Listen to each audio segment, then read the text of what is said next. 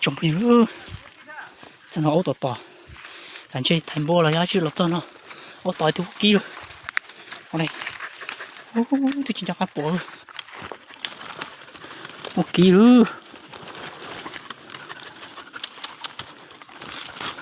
tiêu một kia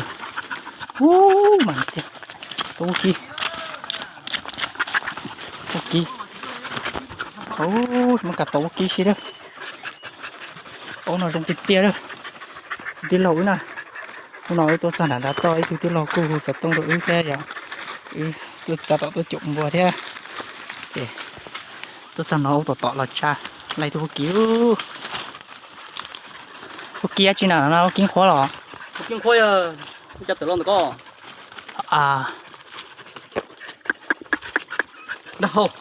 đâu nhẹ thì tiêu đâu lọt trở thôi tụi nó nhẹ thì tiêu đó tao nó tụi nó nhẹ sắp nữa tụi nó chỉ tụi lo là tụi nó cũng chỉ rõ thế là gì tụi tỏi tụi nó nè rồi xỏ lấy chả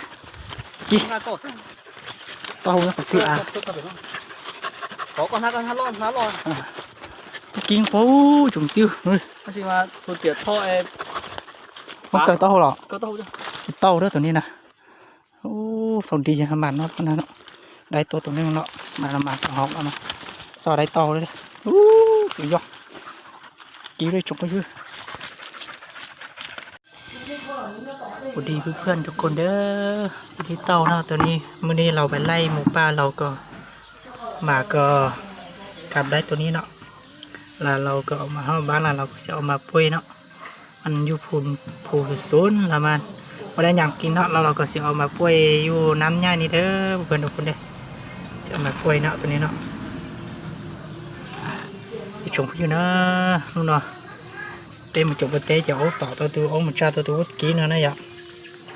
แต่สิ่งการหล่อจีมันจะหล่อจอนะยังไงจะมันจอnó đã đây loนะนี่ย่อเป็ดต่อตรงจีđể chỉ mà chỉ no này này nhá số qua gì chịยังไงจะหล่อปอดูปะดิlo này thì bọn tí đồ lụt thông mà ngay cho một trò nó chụp tin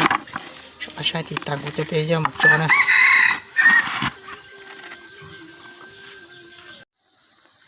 chụp bây giờ đó trồng đủ thì lo chỉ là sao trồng đủ thì bỏ chỉ trồng này bắt đây bù lo nèเพื่อนเราก็มาห่อที่เนาะก่อนที่เป็นใส่น้ำใหญ่เนาะนางก็ทนมาเด้อเรามาห่อแล้วก็สวยนิดนึงแล้วเนาะแล้วเราก็จะเอามาป่วยเด้เต่านะนี่เด้อตัวเต่านะเราก็จะเอามาป่วยเนาะนี่เราก็หมักตัวนี้เราก็จะเอามาป่วยเด้อเพื่อนทุกคนเด้อจมไปอยู่นะอย่าเจ้าหล่อจอนะหมดจอนะจะปาได้ปลูกแล้วเนาะจีอย่ามาจอดดูปาได้ปลูกแล้วเนาะนี่เต้ตัวลงนอกลงเขานะจะเอามาป่วยอยู่เนี่ยใส่น้ำยานี่เนาะมันจะได้หากินง่ายเนาะ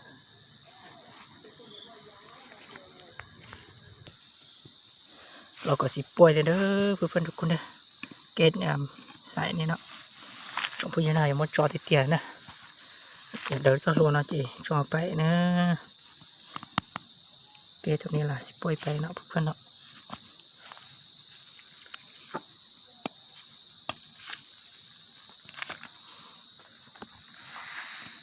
ไปเด้อ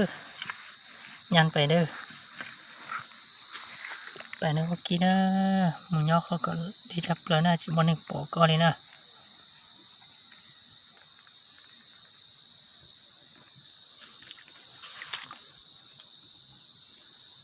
ไปชงเด้อ